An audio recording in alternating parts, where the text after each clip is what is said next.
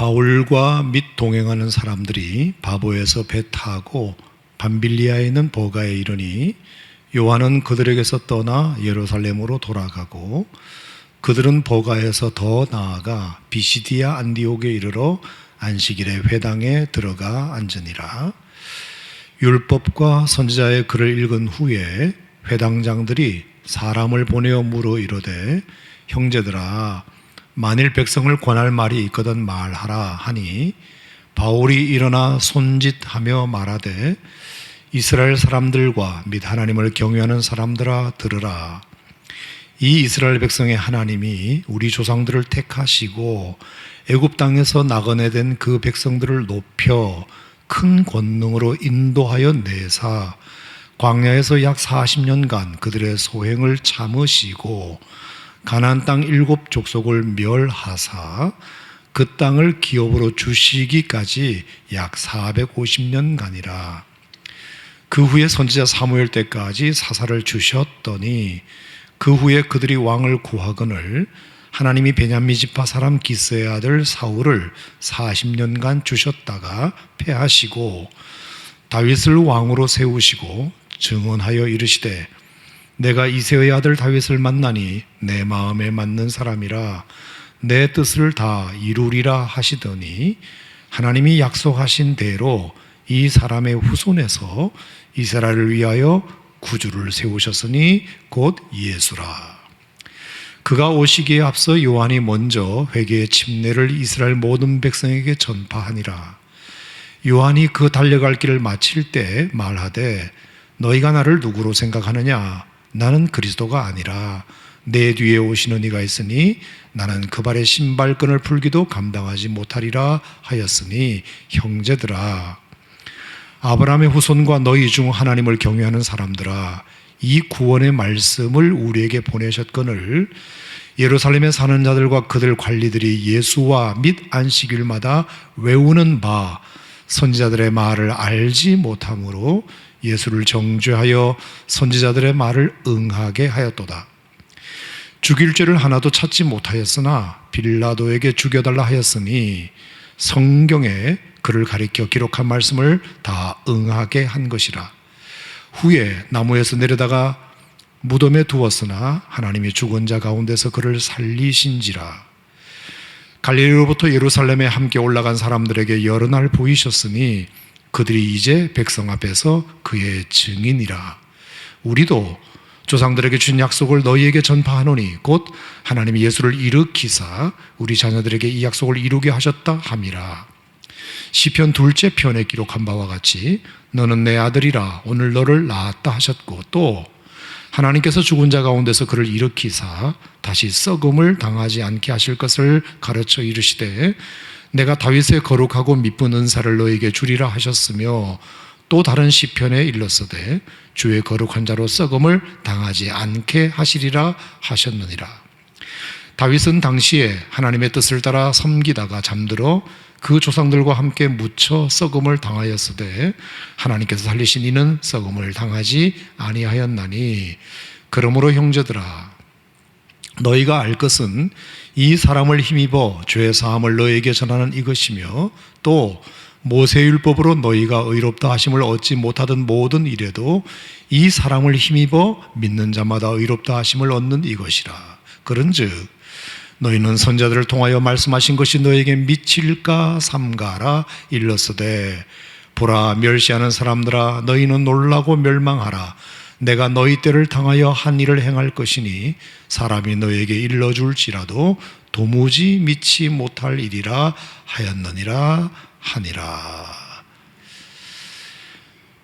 아멘 하시기 바랍니다. 자, 제가 이렇게 쭉 읽은 이유는 여러분 본문을 읽으시면서 아마 내용을 좀 잘 이해하기를 바라는 마음으로 제가 오늘 이렇게 읽었는데요.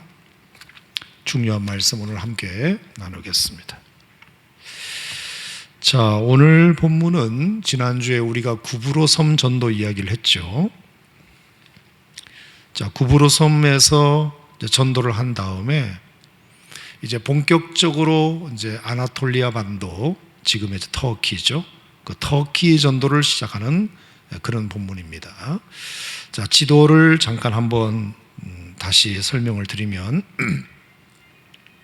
자, 지난주에 우리가 이제 지도를 볼 때 오른쪽 위에 있는 그 수리아 안디옥에서 실루기아라는 항구로 와가지고 배를 타고 바울과 바나바가 살라미, 구브로 섬의 오른쪽 항구인 살라미에 도착을 했다 그랬죠. 뭐 들리는 얘기에 의하면 저 실루기아 항구에서 날씨가 좋으면 구브로 섬이 육안으로도 보인대요. 굉장히 큰 섬이고 뭐 그렇게 멀지 않은 섬입니다. 지중해 한가운데 있는 구브로 섬의 살라미에 도착해서 거기서 유대인들에게 회당에서 복음을 전하고, 그리고 남쪽 해안선을 따라 쭉 서쪽으로 옮겨가지고 구브로 섬의 수도와 다름없었던 파포스라는 곳으로 이동을 해서 거기서 이제 서기오 바울 총독, 그 사람을 만나서 전도를 하죠. 물론 엘루마라는 이 마술사가 반대는 했지만 하나님이 그 엘루마를 얼마 동안 맹인이 되게 하시고, 그런 기적을 통해서 이 바보의 총독인 서기오 바울이 예수를 믿는 아주 기분 좋은 사건이 일어나게 됩니다. 자, 그래서 이제 한껏 바울과 바나바와 마가 요한은 들떴겠죠.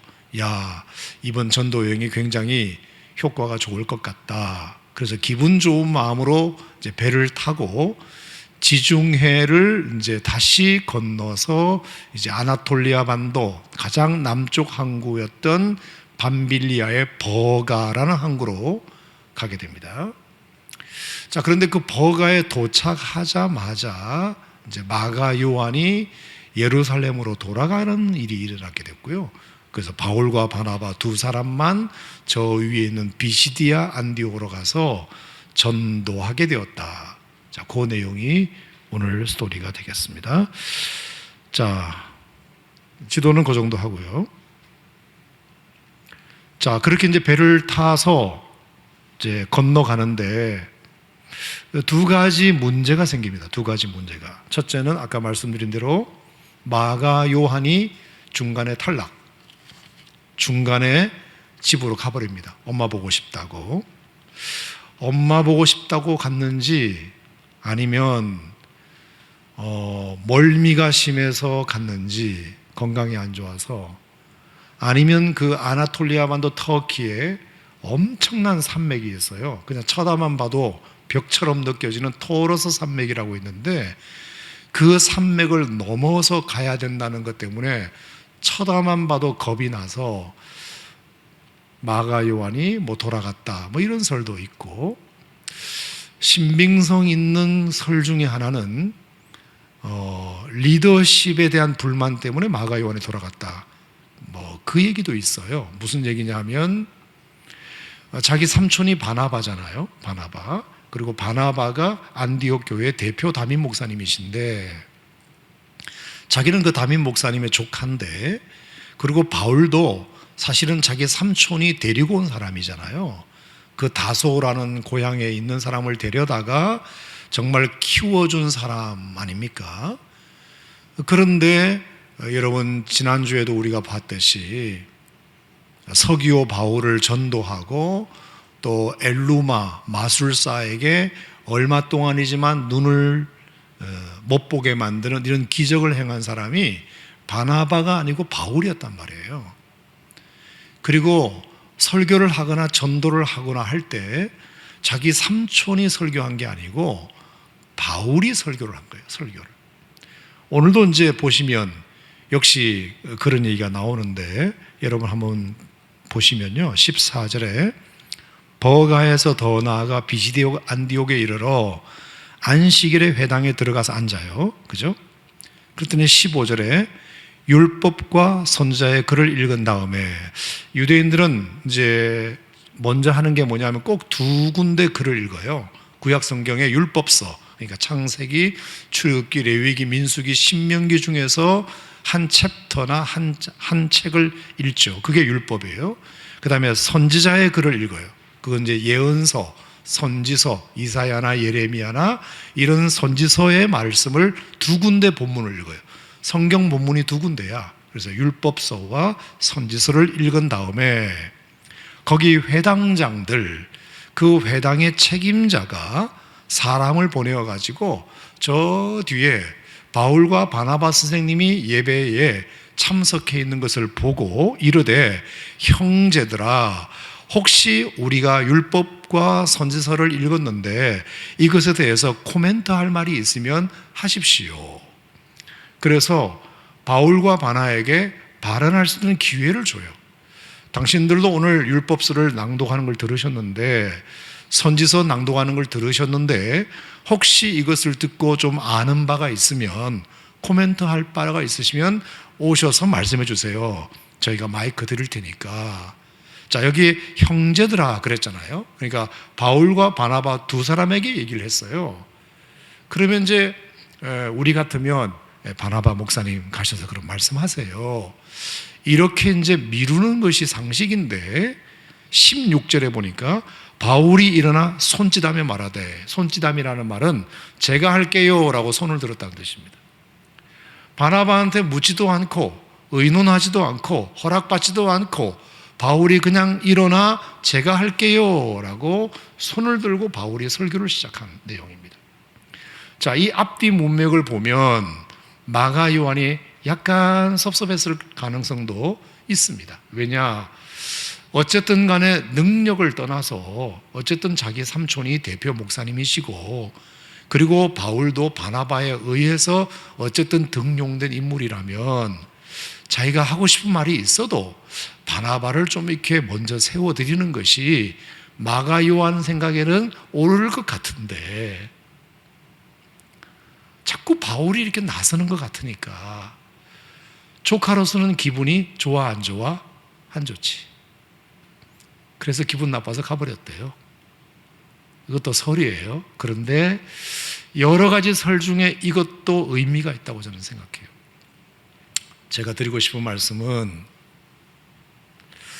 우리가 하나님의 나라를 이루는 대의를 향하여 갈 때, 물론 우리가 인간적으로 따질 것도 있고 분명히 해야 될 것도 있고 위계 질서를 잡을 것도 있고 선후를 생각해야 할 것도 있죠. 그리고 인간적으로 뭔가 조심하고 해야 될 여러 가지 것들이 많이 있긴 있어요.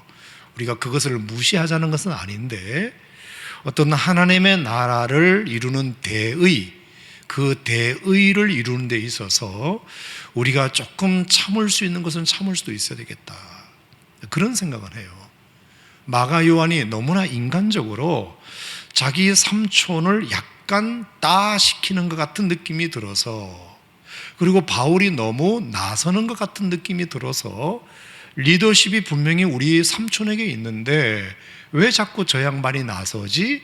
라는 마음 때문에 마가 요한이 그 중요한 선교 사역을 포기하고 돌아갔다면 그것은 마가 요한에게 손해잖아요, 사실은. 그래요, 안 그래요? 인간적인 어떤 섭섭함이나 이런 부분이 있죠. 나를 좀 챙겨주지 않는 거, 나를 무시하는 거, 또 나를 알아주지 않는 것, 여러 가지 등등이, 교회도 사람이 모인 곳이기 때문에 또 하나님의 나라의 일을 하는 데 있어서도 여러 가지 그런 역동들이 보이지 않게 보이게 있기 때문에 그런 섭섭한 것이 생길 수 있으리라 생각해요. 저도 교회 생활을 오래 해보면 알지만 그것 때문에 마음 상하는 일도 덜어 있고 아마 여러분들도 그러시리라 생각합니다. 그런데 우리가 좀 더 크게, 좀 더 넓게, 좀 더 하나님의 나라의 어떤 대의를 이루어가는 데 있어서 이것이 정말 필요한 거라면 조금 인간적으로 그런 섭섭한 것이나 또 자기 생각이 있더라도 그것 때문에 어떤 중요한 것을 포기할 정도로 이렇게 주객이 전도되어 버리면 그건 자기 손해다, 그 생각은 제가 들어요. 제가 드리고 싶은 말씀은 앞으로 차제에 하나님의 일을 할 때 말입니다. 여러분들이 그런 일이 있을 수 있어요. 나는 열심히 하는데, 최선을 다해서 뭔가를 하는데 내 위치를 알아주지 않고 뭔가 섭섭한 일이 생겼을 때 우리가 그것 때문에 어떤 하나님 나라의 대의를 포기할 만큼, 하나님 나라의 일을 포기할 만큼 우리가 그것이 너무 커지지 않기를 바랍니다. 커지지 않기를 바라요. 그것이 내 신앙에 절대 도움이 되지 못해요. 그래서 한번 토라지면 한번 다시 회복하기가 참 어려워요. 그러면 또 누가 잡아줄 때까지 기다려야 돼요. 멋쩍어서 내가 그냥 슬그머니 나갈 수가 없기 때문에 내가 한번 튕겨 나오는 이상 또 누가 나를 잡으러 올 때까지 기다려야 돼. 근데 그것이 안 오면 그렇다고 또 나한테 잡으러 오지도 않네, 나를 누구도 설득해 주지도 않네, 나를 누가 위로해 주지도 않네라는 것 때문에 2차 피해가 생겨요. 2차 섭섭함이 생겨요. 첫 번째는 알아주지 않는 것에 대한 섭섭함, 두 번째는 내가 토라져 있는 것에 대해서 아무도 찾아오지 않는 것에 대한 섭섭함 때문에 이게 조금 힘들어지더라고요. 여러분들 그런 경험이 있으시죠? 교회 생활을 오래 하신 분들은 그런 일이 한두 번은 있으리라 생각하고 하나님이 위로해 주시기를 바라고요. 마가 요한처럼 이해는 되지만 그렇다고 해서 정말 마음과 열정을 다해서 부르심을 받고 떠난 선교 사역을 이렇게 중간에 포기해가지고 나중에 사도행전 15장에 가면 결국 바울과 바나바가 그것 때문에 싸우기 일어나고 그것 때문에 두 분이 갈라서게 되는 참 안 좋은 결과를 자기 때문에 생기게 되는 거 아닙니까? 물론 나중에 이제 마가 요한도 바울에게 이제 좋은 사람이 되죠. 디모데후서 4장에 보면 디모데에게 부탁하기를 마가를 데리고 와라, 그가 나의 일에 유익하다, 이렇게 해서 이제 극적인 화해는 마지막에 되지만 어쨌든 간에 상처받고 서로 떨어져 있는 기간이 길었다. 그것은 하나님 나라에 별로 좋은 일이 아니다. 그 얘기를 꼭 한번 해주고 싶었어요. 자, 두 번째, 신나서 배를 타고 이제 밤빌리아 버가와 비시디아 안디옥으로 가서 복음을 전하는데, 첫 번째는 마가 요한의 이탈이 첫 번째 문제였고, 두 번째 문제는 유대인들의 시기와 반박과 비방 문제였습니다. 자, 45절 말씀을 한번 보실까요? 유대인들이 그 무리를 보고 시기가 가득하여 바울이 말한 것을 반박하고 비방했다, 이렇게 되어 있어요. 자, 비시디아 안디옥에서 이제 복음을 열심히 전했더니 아마 2주, 석주 이렇게 열심히 전했던 것 같아요. 그랬더니 경건한 유대인들은 그 말씀을 듣기 위해서 다음 주도 해주세요, 그 다음 주도 해주세요 하면서 경건한 유대인들은, 많은 유대인들이 예수를 믿게 되는데 일부 유대인들은 시기가 가득하여 바울이 말한 것을 반박하고 비방했다. 마음에 안 들어 했다. 바울이 하는 설교가 아주 못마땅했다, 이런 뜻입니다. 경건한 유대인, 입교한 유대인, 그리고 경건한 이방인들은 사도 바울의 그 설교를 참으로 좋아라 했습니다. 너무나 좋아라 했습니다. 그래서 44절에 보면 그 다음 안식일에는 온 시민이 거의 다 하나님 말씀을 듣고자 하여 모였다. 너무 은혜가 되니까 다음 주에도 해주세요, 그 다음 주에도 해주세요 하면서 점점 더 사람들이 늘어나서 두 번째 주의 안식일에는 온 시민이 다 모여가지고 하나님 말씀을 듣고자 했던 것입니다. 이렇게 어떤 사람들은 너무 말씀이 은혜가 돼서 좋아라 좋아라 하면서 또 듣고 싶어하고 또 듣고 싶어하는 사람이 있었던가 하면, 반면에 말씀드린 대로 어떤 유대인들은 시기하고 비방하고 조롱하고 그리고 반박하는 이런 유대인들도 생기게 됩니다. 바로 그런 사람들이 어떤 사람이었을까요? 경건치 못한 유대인, 율법주의에 사로잡힌 유대인, 기득권을 놓지 않고 싶었던 유대인, 전통에 사로잡혔던 유대인, 이런 유대인들이 그런 사람이었습니다. 자, 그렇다면 도대체 무엇라고 바울이 설교했기에 한쪽은 너무나 은혜 받았다고 아멘 아멘 했는데 한쪽은 왜 이렇게 비방하고 시기하고 그리고 박해했을까? 경건한 유대인, 입교한 유대인, 이방인들은 아멘 아멘 했는데 전통적인 유대인, 율법에 사로잡힌 유대인, 기득권을 놓치고 싶었던 유대인, 그런 유대인들은 왜 아멘하지 못하고 노면했을까? 도대체 사도 바울은 못 받아들일 얘기를 했던가, 아니면 받아들일 수 있는 이야기를 했던가, 우리가 오늘 여러분이 한번 들어보시고 한번 객관적으로 판단해 보시고 여러분들은 어느 편에 설지를 정하시기 바랍니다. 제가 사도 바울의 오늘 설교를 요약해 드릴 테니까 바울이 한 설교가 맞다 싶으시면 아멘 하는 편에 서시고, 아니다 싶으시면 오늘 비방했던 사람들 편에 서시든지 여러분 둘 중에 오늘 택하고 기도하고 돌아가시길 바랍니다.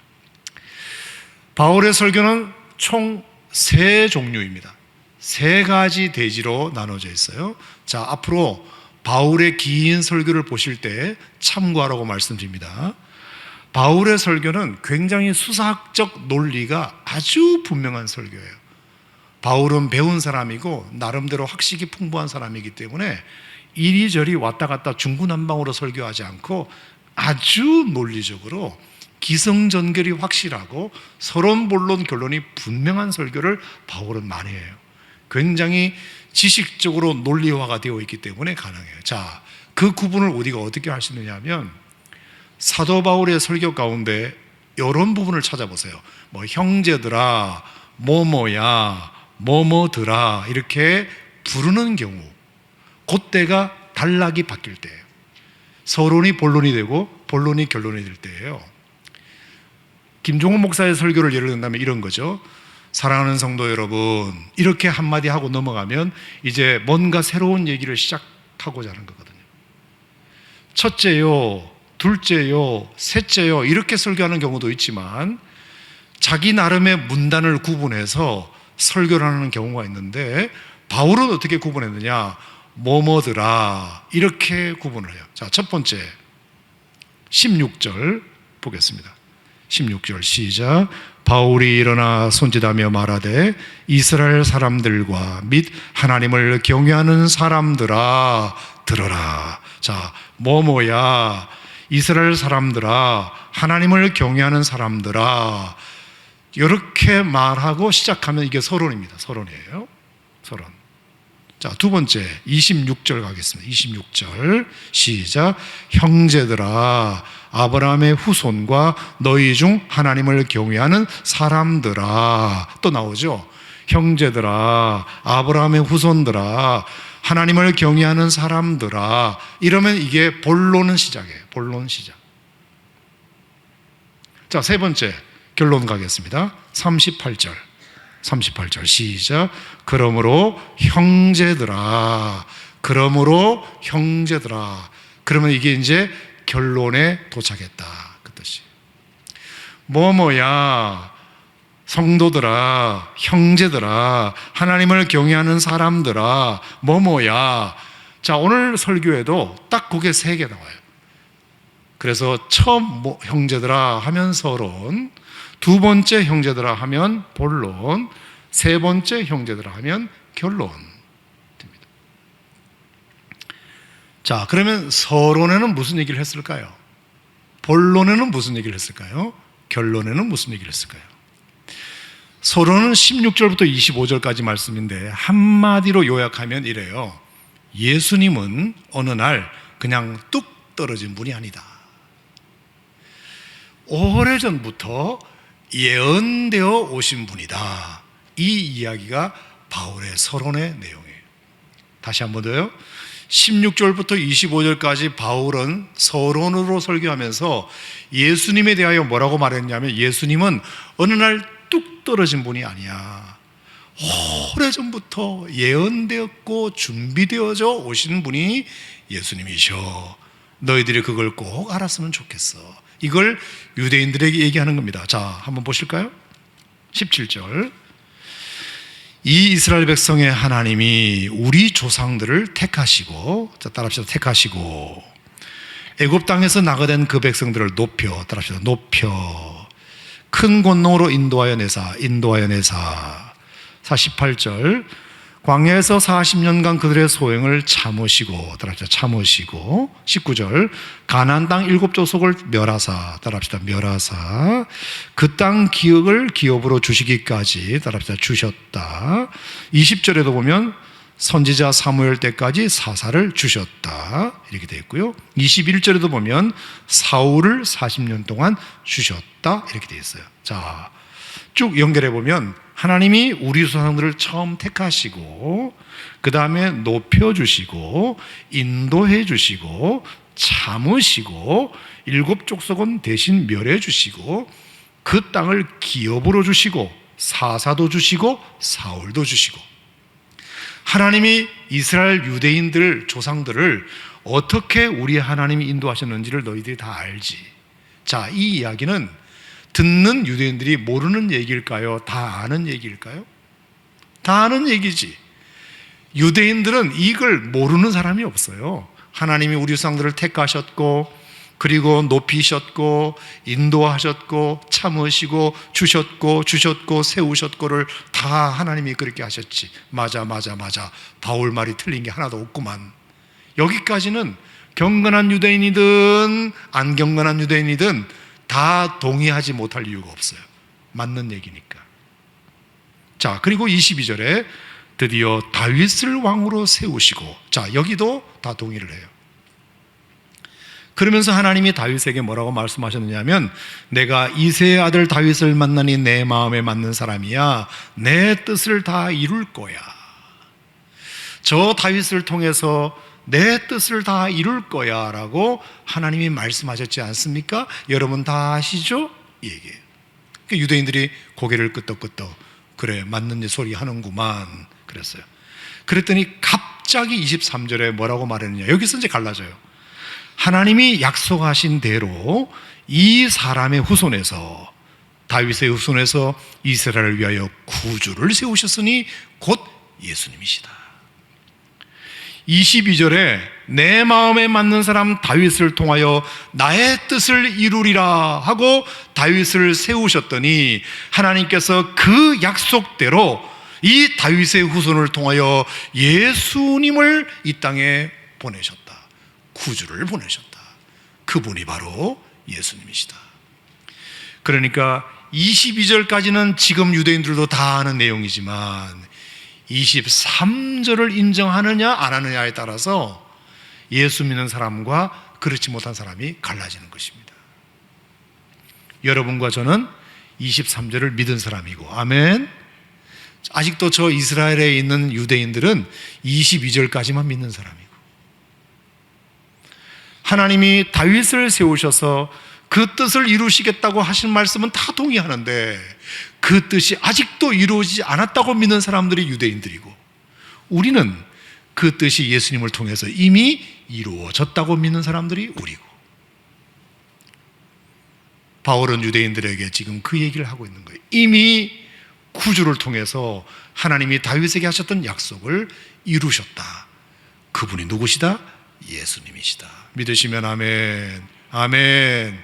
그러니까 예수님은 어느 날 하늘에서 그냥 뚝 떨어진 분이 아니고 구약시대 때부터 하나님이 우리 민족 조상을 택하셨을 때부터 쭉 예언되어 오셔서 급기야 다윗에게 하나님께서 약속하신 그 약속을 예수님을 통해서 이루셨는데, 그분이 바로 내가 믿는 여러분도 믿어야 할 예수님이십니다. 그 이야기를 비시디아 안디옥에 모여있는 경건한 유대인들에게 지금 설교하는 것이에요. 두 번째, 그뿐만이 아닙니다. 24절, 그가 오시기에 앞서 누가? 요한이, 침례 요한이 먼저 회개의 침례를 이스라엘 모든 백성에게 전파하니라. 요한이 그 달려갈 길을 마칠 때 말하기를, 너희가 나를 누구로 생각하느냐? 그리스도로 생각하고 있다면 착각이야. 나는 그리스도가 아니야. 내 뒤에 오시는 그분이 그리스도야. 나는 그분의 발에 신발끈을 풀기도 감당치 못해. 그분이 바로 세상지를 지고 갈 하나님의 어린 양이셔 라고 침례 요한도 예수님이 오시기에 앞서서 그렇게 예언하지 않았냐. 자, 두 가지예요. 하나님이 구약시대부터 아브라함 때부터 다윗까지 하나님이 쭉 말씀하신 그 내용이 예수님을 통해서 이루셨고, 침례 요한도 그렇게 회개의 침례를 막 전하더니 사람들이 그리스도다 하니까 나는 그리스도가 아니고 내 뒤에 오시는 그분이 그리스도라고 말하지 않았더냐.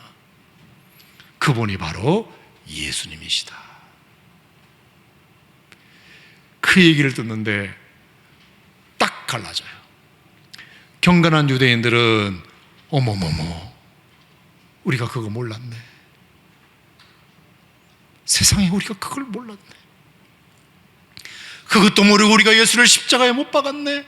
이렇게 회개하는 사람이 한 그룹이 생기고, 또 한 그룹은 그런 게 어디 있어? 증거라도 있어? 우리가 마땅히 죽일 사람을 죽였지, 어떻게 예수를 하나님의 아들로 설명할 수 있어?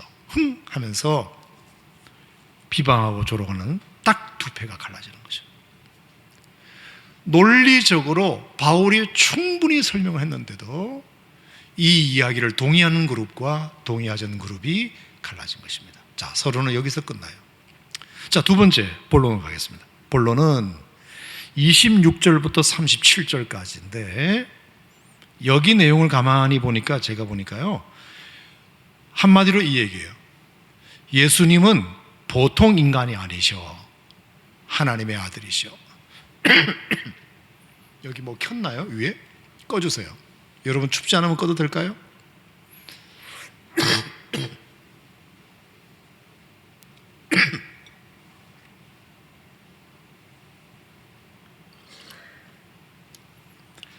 자, 첫 번째 서론에서는 예수님은 어디 하늘에서 그냥 어느 날 뚝 떨어진 분이 아니시고 오래전부터 예언되어 오신 분이시다. 두 번째 본론에서는 예수님은 그냥 인간이 아니시고 하나님의 아들이셔. 너희들이 이걸 꼭 알았으면 좋겠어. 자, 그러시면서 이제 26절 죄송합니다. 말씀하시는데요. 자, 하나님의 아들이시다. 자, 그러면서 26절을 한번 보겠습니다. 아브라함의 후손과 너희 중 하나님을 경외하는 사람들아, 이 구원의 말씀을 우리에게 보내셨거늘. 이 구원의 말씀을 우리에게 보내셨거늘. 이 예수님을 구원의 말씀이 육신이 되어 우리 가운데 보내셨거늘. 27절. 예루살렘에 사는 자들과 그들 관리들이 예수와 그리고 안식일마다 외우는 바 선지자들의 말을 알지 못하므로 예수를 정죄하여 선지자들의 말을 응하게 하였도다. 예수님을 알아보지 못하고 예수님을 정죄했도다. 이렇게 돼 있어요. 여기서 굉장히 재미있는 말은 뭐냐면, 안식일마다 외우는 바, 거기 밑줄 쳐보세요. 안식일마다 외우는 바. 안식일마다 선지자들의 말을 줄줄줄줄 그들이 외워요. 지금도 유대인들은 구약 성경을 처음부터 끝까지 외우는 사람들 많아요. 줄줄줄줄 구약에 있는 말씀을 다 외운단 말이에요. 너희들이 다 외웠지 않느냐, 다 외웠지 않느냐. 그런데도 예수님을 알아보지 못하고 예수님을 정죄하여 빌라도에게 죽여달라고 하였으니, 28절, 빌라도에게 죽게 하였으니 나무에서 내려다가 십자가에 두었다. 하지만 30절에 하나님이 죽은 자 가운데서 그를 살리셨다. 너희들이 예수님을 못 알아보고 선지자들의 글을 외우기까지 했음에도 불구하고 그 선지자들의 말씀 속에 담겨있는 그 예언이 예수님을 통해서 이루어졌다는 사실이 너무나 명명백백함에도 불구하고 그 예수를 알아먹지 못하고 정죄하여 나무에 매달고 무덤에 묻어버렸다. 하지만 하나님은 죽은 자 가운데서 그를 살리셔서 31절, 갈릴리부터 예루살렘에 함께 올라간 사람들에게 여러 날 보이셨다. 자신의 부활을 얼마나 많은 사람들에게 보이는지 아느냐. 그래서 그들이 이제 백성 앞에서 증인이 된 거야. 그 부활을 목도한 사람들이 예수님의 증인이 된 거야. 나도 마찬가지고 많은 그리스도인들이 그 예수의 부활을 본 이상 이제 증거하지 않을 수 없는 거야. 그러니 우리 조상들에게 주신 약속을 너에게 다시 한번 전파한다. 32절, 우리 조상들에게 주신 약속을 너에게 다시 전파하니 곧 하나님 예수를 일으키사 우리 자녀들에게 이 약속을 이루게 하셨지 않느냐. 무슨 약속이죠? 시편에 나와 있는 대로 너는 내 아들이라 오늘 내가 너를 낳았도다. 그리고 34절에 하나님이 죽은 자 가운데서 그를 일으키사 다시 썩음을 당하지 않게 하실 것을 가르쳐 이르시되 내가 다윗의 거룩하고 밉보는 살을 너에게 주리라 하셨으며 또 다른 시편에 주의 거룩한 자로 썩음을 당하지 않게 하시리라 말씀하셨지 않았느냐. 하나님이 다윗을 통해서 썩지 않음을 당하리라고 말씀하지 않으셨느냐. 36절에 다윗은 하나님의 뜻을 따라 섬기다가 잠들어 조상들과 함께 묻혀 썩음을 당하였지만 37절 하나님께서 살리신 이는 썩음을 당하지 아니하셨다. 너희들이 위대하고 존경하는 다윗은 묻혀 썩음을 당하여서 지금 무덤이 있지만 하나님이 살리신 그 예수님은 썩음을 당하지 않으셨다. 예언대로 예수님에게 그대로 이루어졌다는 사실을 기억해라. 예수님은 절대로 그냥 인간이 아니시다. 하나님의 아들이시다. 하나님의 아들이시다. 이 사실을 명명백백하게 본론에서 바울이 경건한 그리스도인들에게 말하고 있는 것입니다. 자, 결국은 우리가 시므온처럼 말입니다. 누가복음 2장에 나오는 시므온처럼 정말 그 사람은 힐렐 학파의 창시자인 힐렐의 아들이고 가말리엘의 아버지잖아요. 그 경건한 유대인들, 유대인이고 바리새인이었는데 그는 성경을 연구하면 연구할수록 이 민족을 통해서 메시아가 탄생할 거라는 것을 그는 믿었어요. 그리고 오랫동안 그 메시아가 나타나기를 기다렸어요. 그럴 때 예수님께서 아기 예수님이 이제 요셉과 마리아의 품에 안겨가지고 할례를 받으러 성전에 딱 들어오시는 순간 시므온은 딱 영적인 감동을 받고 아기 예수님이 저분이시다. 저 아이는 그냥 보통 아이가 아니라 내가 구약 성경 선지를 통해서 수없이 보고 읽고 묵상하고 암송했던 그 구약시대 때 예언되어 있던 그 메시아가 바로 오늘 내 눈앞에 저 아이의 모습으로 오시는구나.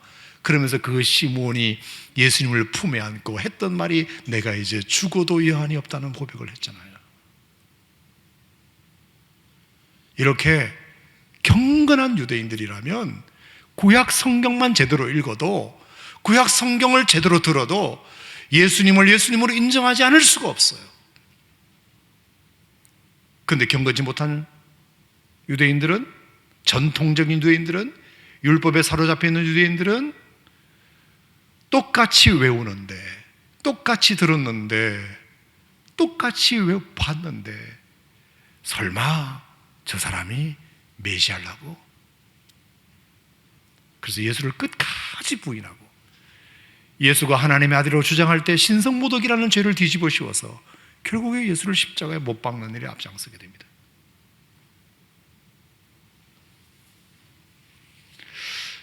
여러분, 참 죄송한 말씀인데 말이 나왔으니까 얘기할게요. 성경 읽는 거 중요하죠. 설교 듣는 거 중요하죠. 암송하는 것도 중요해요. 그런데 우리가 정말 그 성경의 진리가 무엇을 의미하고 나에게 어떻게 적용되는지를 분명히 알고 읽으면 정말 성경 말씀처럼 우리에게 진리가 되는 것은 없고 생명이 되는 것은 없지만 경건지 못한 유대인들처럼 그냥 외우기만 하고 그걸 학적으로만 이해하고 지식적으로만 구하면 자기 삶에 아무런 능력이 되지 못하는, 머리만 됐다 커지는, 그래서 그거 가지고 사람들 판단이나 하는 이런 가분수인가 대분수인가? 가분수. 이런 그리스도인이 될 수밖에 없어요. 우리가 요한복음 5장에 보면 그런 말씀이 있는데 너희가 성경을 알거니와 성경이 영생에 대하여 증거하는 줄 너희가 알지만 뭐라 그랬죠? 영생을 원하면서 예수님께 나아가지도 않는구나. 하나님을 사랑하지도 않는구나. 자기 영광만 구하는구나. 선지자의 글도 믿지 않고 예수님 말씀도 믿지 않고 결국은 예수를 정죄해버리는구나. 너희가 성경을 밤낮 연구하면 뭐하느냐? 그 성경을 내가 어떤 마음으로 어떤 믿음으로 내가 그 말씀을 보느냐에 따라서 이게 진리가 되기도 하고 그냥 하나의 책이 되기도 하고.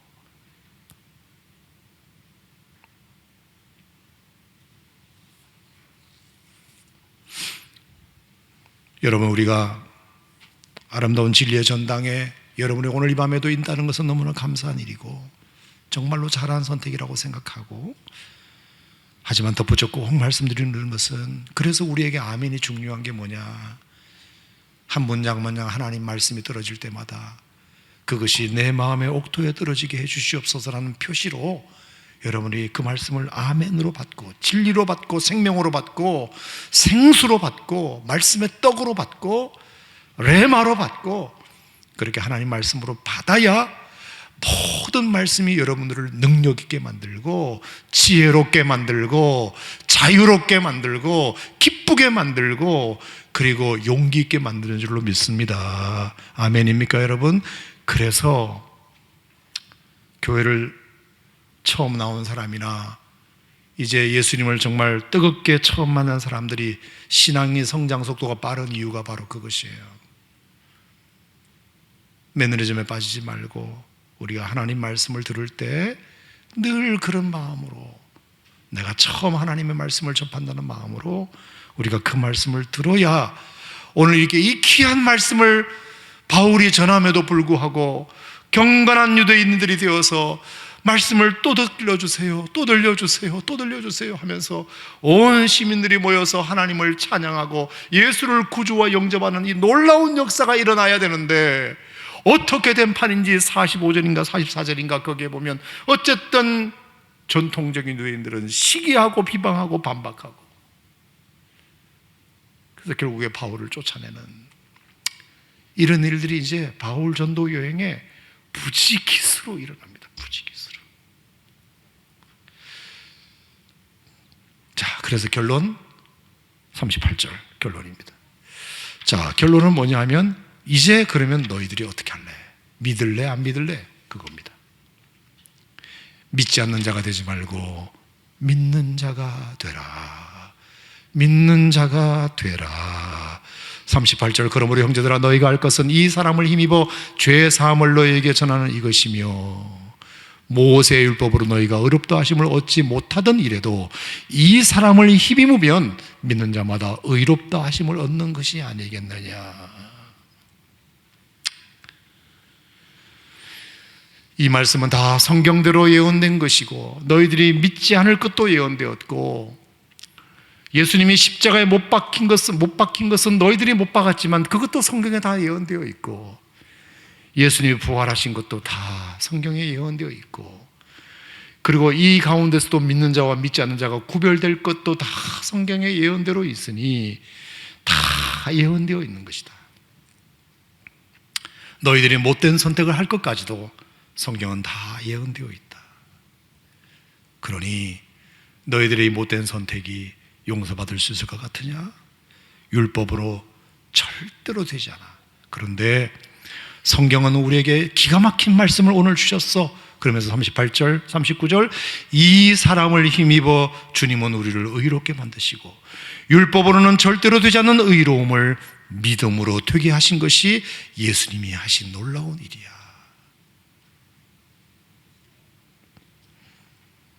그러면서 40절에 마지막 부탁을 이렇게 해요. 자, 읽어보세요. 그런즉 너희는 선지자들을 통하여 말씀하신 것이 너희에게 미칠까 삼가라. 자, 이게 무슨 말씀일까요? 내가 마지막으로 부탁하는데 선지자들을 통하여 말씀하신 이 내용이 너희들에게 미칠까 삼가라. 이 말을 다른 말로 말하면 선지자들의 말대로 되지 않도록 해라, 이 뜻입니다. 선지자들의 예언대로 되지 않도록 하라. 이미 선지자들은 예언을 다 해놨어요. 뭐라고요? 예수를 정죄할 것이다, 예수를 몰라볼 것이다, 예수를 십자가에 못 박아버릴 것이다, 예수를 죽여버릴 것이다. 그게 다 성경에 예언되어 있는데 그 성경의 예언을 따라서 너희들이 그 짓을 한 거야. 그러니 지금이라도 부탁이 뭐냐? 제발이지 그 예언대로 너희가 안 됐으면 좋겠어. 자, 그 예언이 뭐냐? 41절에 보라, 멸시하는 사람들아, 너희는 놀라고 멸망하라.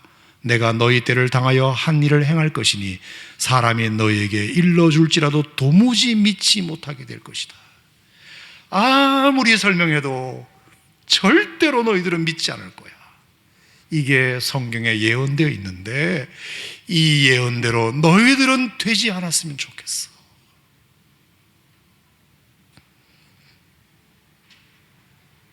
너희들은 예언대로 되지 않았으면 좋겠어. 도무지 믿지 아니할 거야. 아무리 침을 토하며 목소리를 높여 설교할지라도 안 믿는 사람은 끝까지 안 믿어. 이게 성경에 예언되어 있는데 제발 부탁이니 이 성경의 예언대로 안 되기를 바래. 그 뜻이에요. 안 되기를 바래.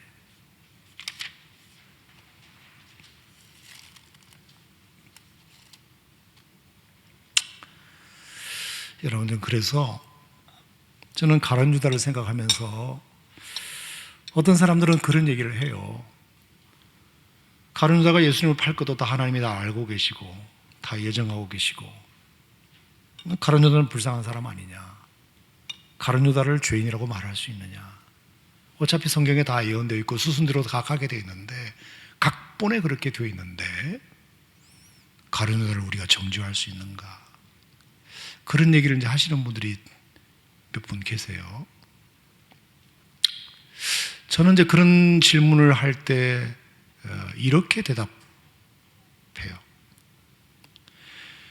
오래전부터 예수님은 십자가에 못 박힐 것이 구약 성경에부터 예언되어 있었고, 누군가에 의해 팔릴 것도 다 예언되어 있었고, 맞아요. 근데 가룟 유다를 예언한 적은 없어요. 누군가에 의해서 예수님이 십자가에 못 박힐 것이다, 누군가에 의해서 예수님이 배신당할 것이다 라는 기록은 있으나 그 누군가가 가룟 유다여야 한다, 이런 기록은 없어요. 제가 드리고 싶은 말씀은 그 못된 예언에, 그 못된 선택에 굳이 내가 주인공이 될 필요는 없다. 설혹 역사가 그렇게 흘러가더라도 그 역사가 잘못되게 흘러가는 일에 거기에 내가 주인공일 필요는 없어요. 동시에 예수님께서 십자가에 피 흘려 죽으실 때 진실로 그는 하나님의 아들이었도다 고백했던 사람들도 분명히 있었어요.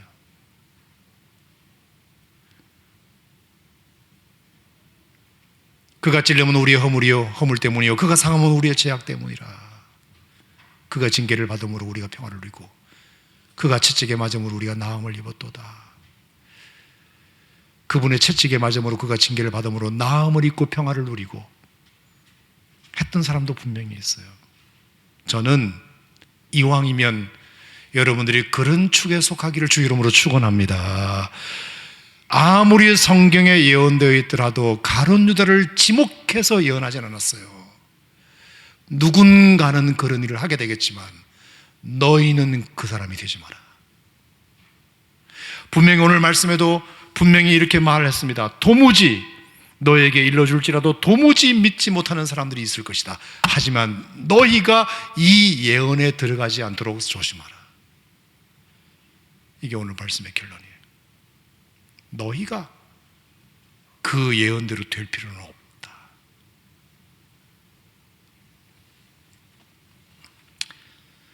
결국 오늘 우리의 선택인 것 같습니다. 선택. 자, 사도행전 2장과 7장에도 보면 제가 옛날에도 설교했지만 마음에 찔렸다라는 표현이 나오잖아요.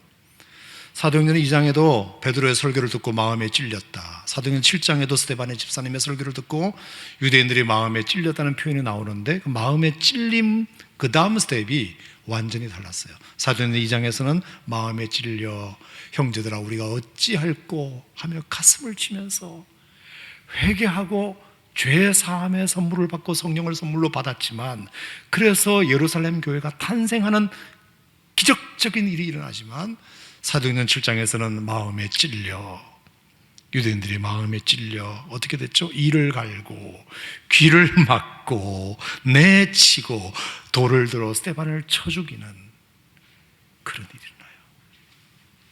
똑같이 마음에 찔렸는데 한쪽은 형제여 어찌할꼬 하면서 회개하면서 성령운동이 일어나 교회가 탄생되는 역사가 일어난다가 하면, 한쪽은 마음에 찔려 기분이 나빠가지고 돌을 던져 그 말하는 설교자를 때려 죽이는 이런 일이 일어나게 돼요.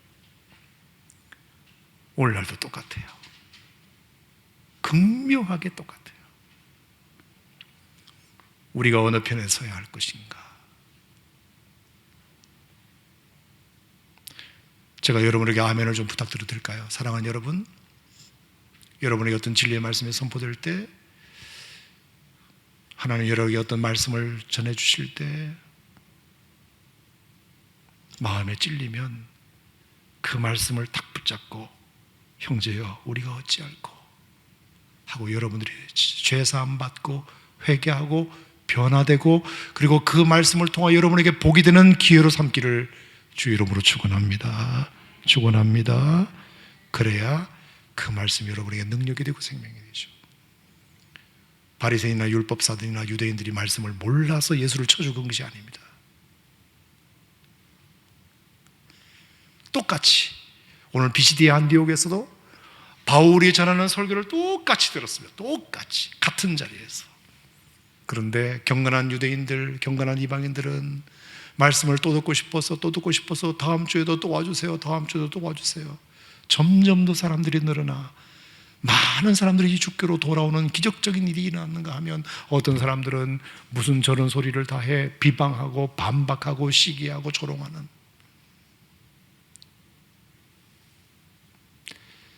오늘 이걸 우리한테 적용하면 이게 무슨 차이냐? 교만과 겸손함의 차이예요.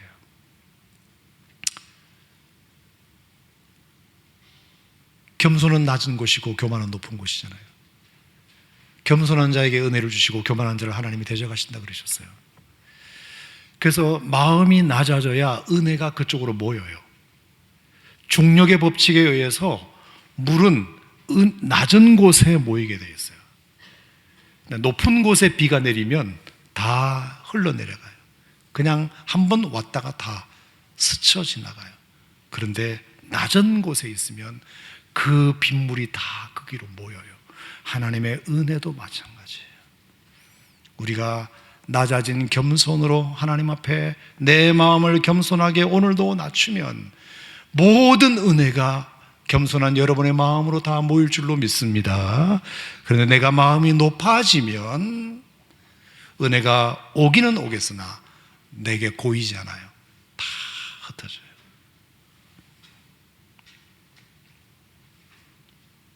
그래서 첫째도 겸손해요. 둘째도 겸손해요. 셋째도 겸손해요. 아무리 강조도 지나치지 않는 신앙생활의 덕목이 있다면 하나님 앞에서 우리가 겸손한 거예요.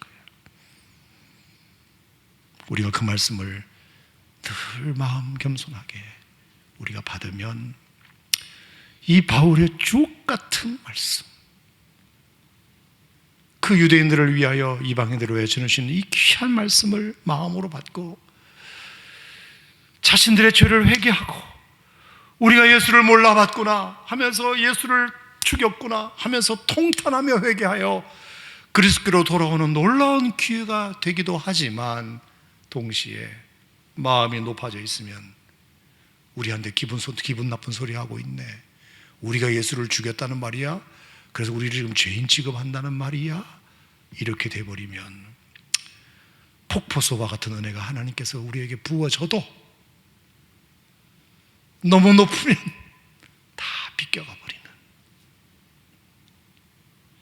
이런 불행한 일들이 일어날 수밖에 없어요. 오늘 여러분들에게 신앙생활에 굉장히 중요한 두 가지 덕목에 대하여 설교했다고 저는 생각합니다. 첫째, 마가 요한의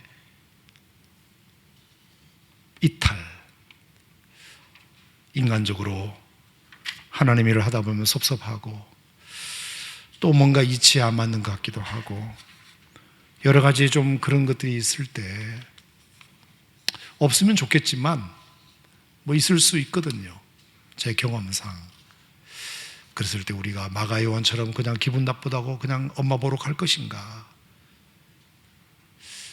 우리가 그러지 맙시다. 우리 하나님 앞에 무엇이 더 중요하냐? 무엇이 더 중요한디? 정말 하나님의 대의가 완성되고 주님의 나라가 완성되는 것이, 그것이 중요하다면 우리가 인간적으로 있는 여러 가지 이런 것들은 우리 스스로 좀 해결할 수 있는 그런 능력이 좀 필요하다는 생각이 들고, 두 번째, 똑같은 유대인들이 똑같은 말씀을 들었음에도 불구하고 한쪽은 정말로 예수님을 새롭게 알게 되고 그 예수님을 십자가에 피 흘려 죽인 그들의 죄를 깨닫게 돼서 다시는 도무지 믿지 않을 거라는 그 선지자들의 말을 나는 이제 그 예언대로 되지 말아야지 라고 결단하여 운명을 바꾸는 유대인들이 있는가 하면 그냥 성경대로 회개하지 않고, 그래서 뭐 어쨌다는 거야? 우리를 지금 뭐라고 하는 거야? 기분 나빠. 저 사람 내쫓아. 그래서 복음을 듣고 예수 믿을 수 있는 절호의 기회를 또 잃어버리는 이런 교만한 자가 되지 않도록 우리 신앙생활에 굉장히 중요한 두 가지 덕목을 저는 오늘 여러분들에게 나름 말씀드렸다고 생각합니다.